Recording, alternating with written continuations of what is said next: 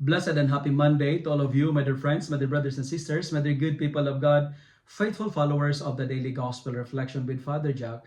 My dear kababayans, today September 16, 2024, Monday within the 24th week in Ordinary Time, Year B. Our Gospel for today is from the beautiful and the wonderful account of the Gospel of Luke, chapter 7, verses 1 to 10. Jesus' healing of the slave of the centurion in today's gospel shows how God listened to our prayers filled with humility. The centurion, though very powerful, a man of authority, shows humility.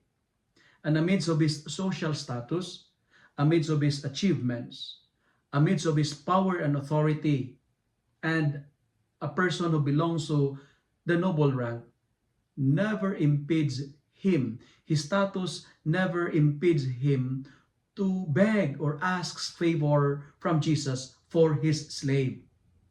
His humility is as high as his social status.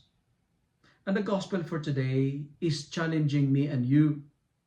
We need to increase our dosage of humility, because I firmly believe a humble faith will always be granted with great rewards.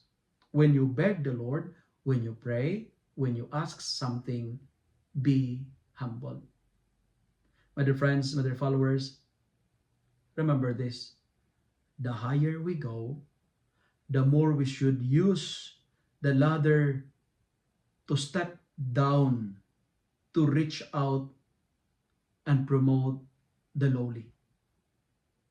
Pope Francis once said, if we wish to lead a dignified life, we need to reach out to others and seek their good.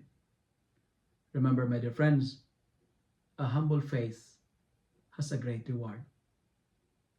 And finally, the healing of the slave of a centurion is telling us that no matter how bad your situation is, there is always hope if you have faith.